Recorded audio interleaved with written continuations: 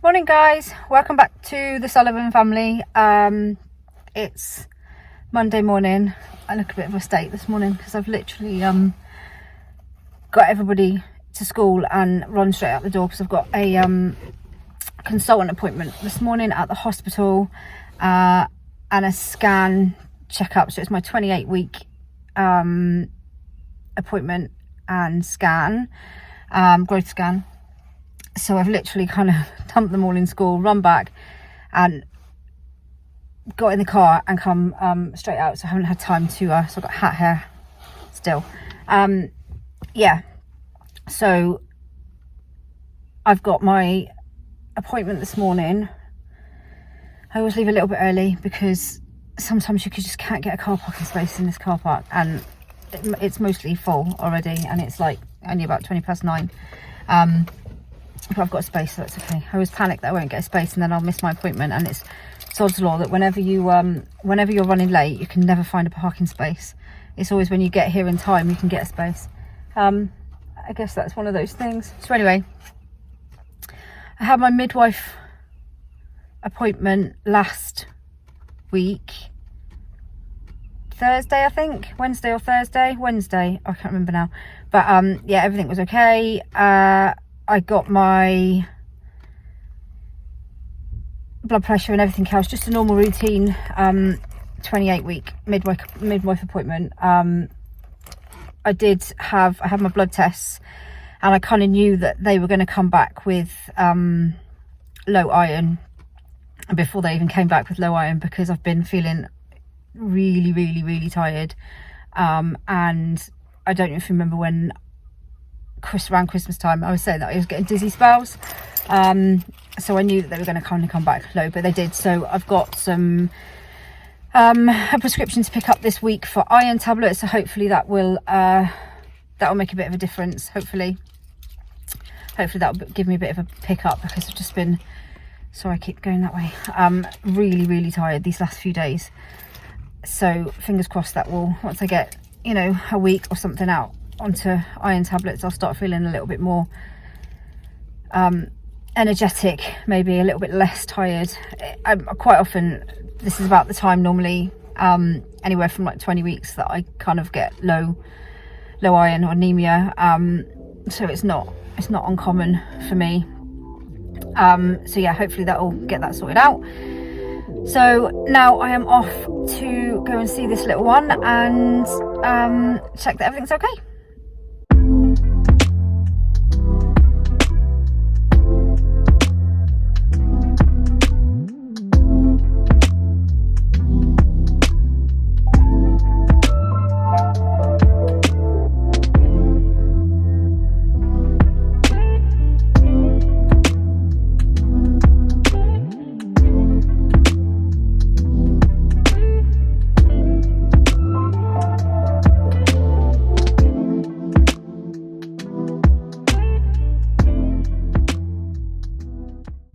Right, so that is me done. I've had my scan, I've seen the consultant, all is looking good. To excuse the sun kind of shining in on my face. It doesn't matter where I go, it's still shining. So I had my scan. Baby is measuring just as it should be, so it's measuring just over 28 weeks. I'm 28 plus 1 today, so it's measuring about 28 plus 3 or something, so that's brilliant.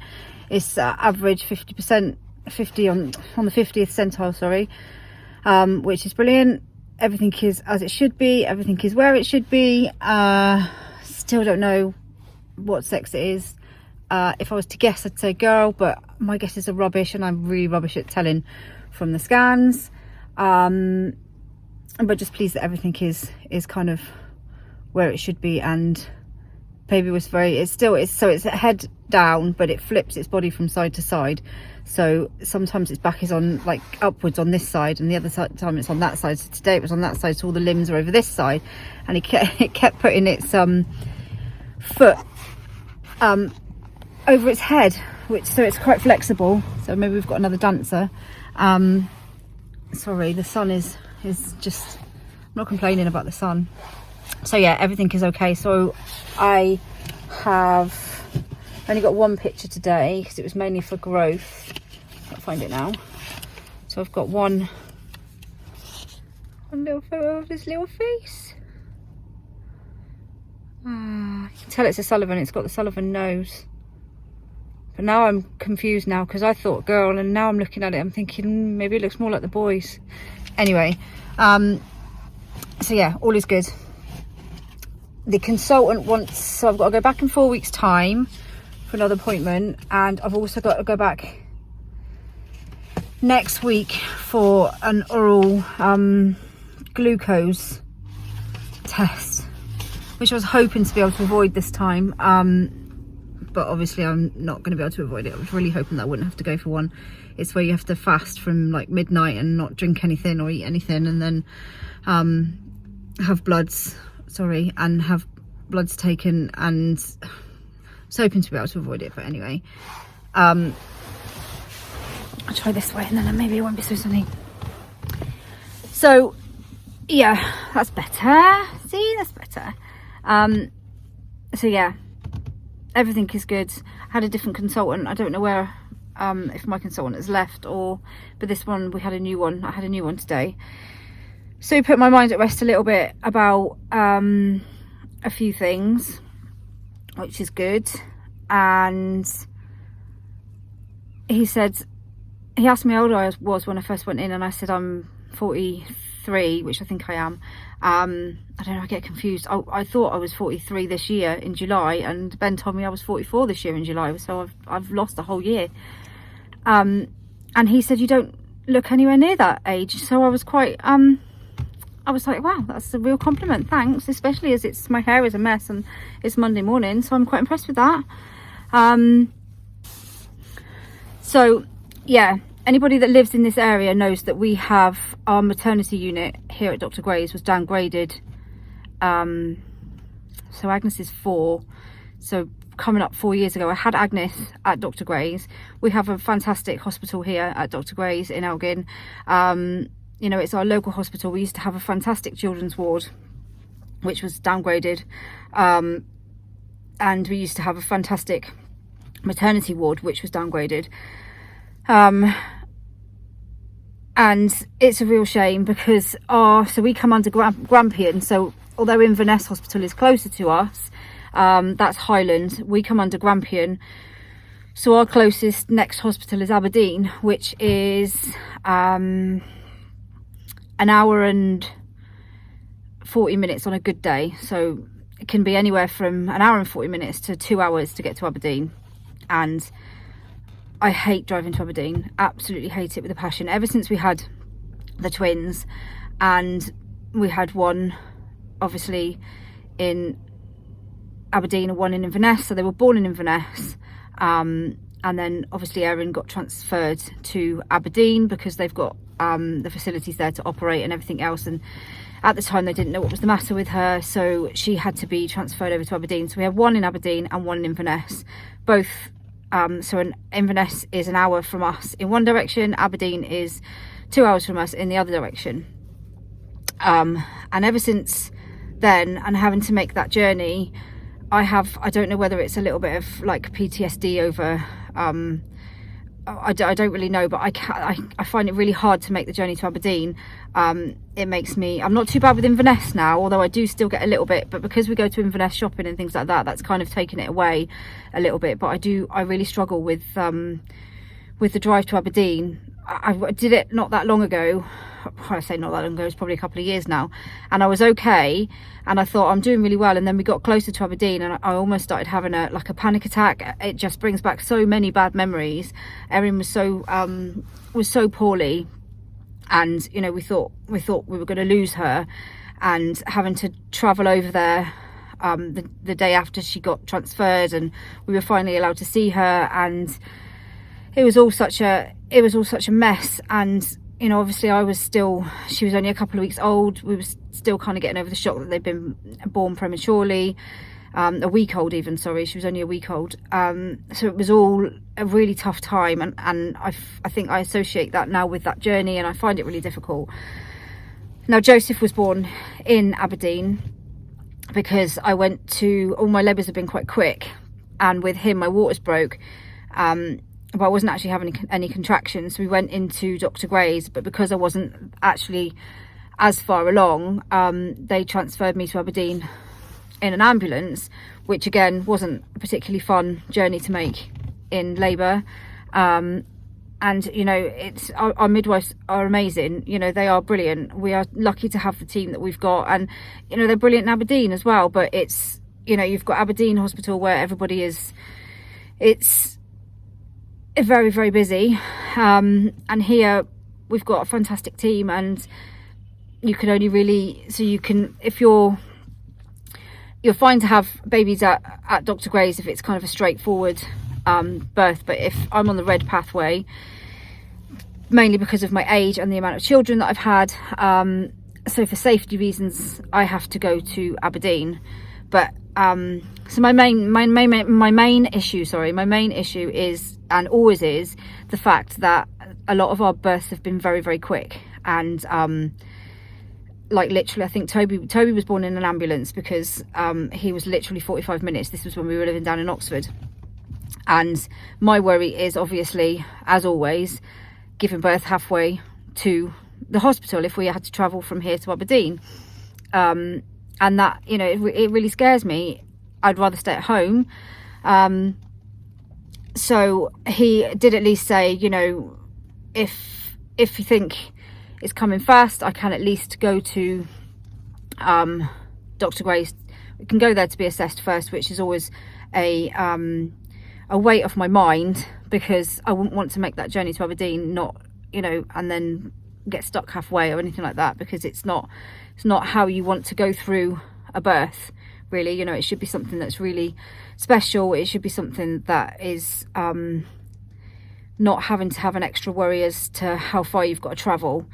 It's all quite a political situation, and it's one that's not fair, having to travel that far. And I'm pretty sure if we lived down south or in the London area, then it wouldn't happen, this sort of thing wouldn't happen. But because we're kind of tucked away up in North Scotland, we've got lots of people trying to fight the fact that we need a fully upgraded unit, which we do. You know, there's a lot of people that live in this area, and there's a lot of people that have to travel and make that journey. And you know, in the winter, that journey is, a lot of the roads are closed because it's snow and everything else, and it's just not a very good situation to be in. I don't want to get into it too much, but the fact that I know I can be there, assessed there first, if I go into labour, and then we'll see where we go from then, that takes a big weight off my mind. So yeah, anyway, I'm off home. I'm going to go and see, do some lunch, and then this afternoon Olivia has an appointment with the asthma nurse, which is something that we've been waiting for, because obviously she's still struggling after having COVID. So I'll give you an update on that later.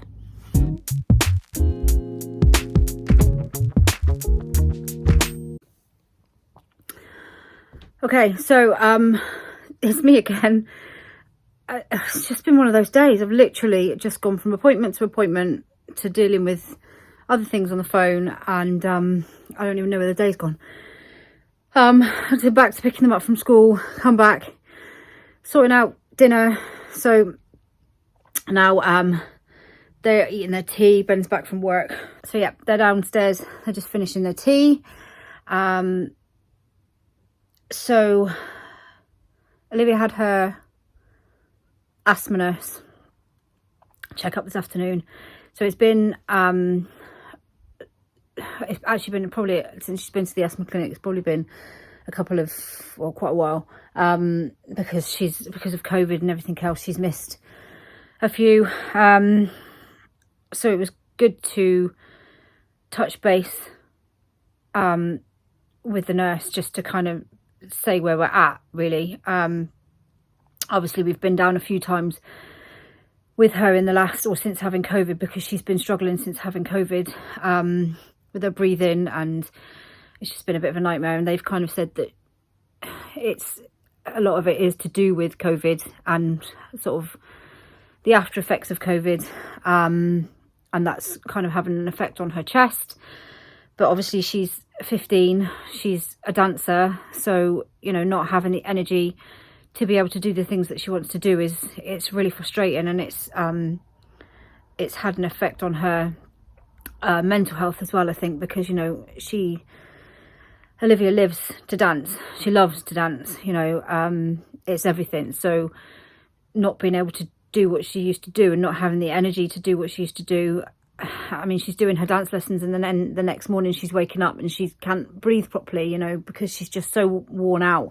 It's really frustrating for her. But anyway, I really feel for her, because it's just, so Olivia was quite young when she got her asthma diagnosed. She was actually only 3.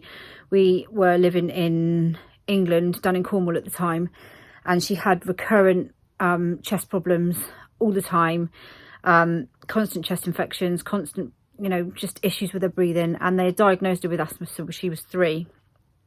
And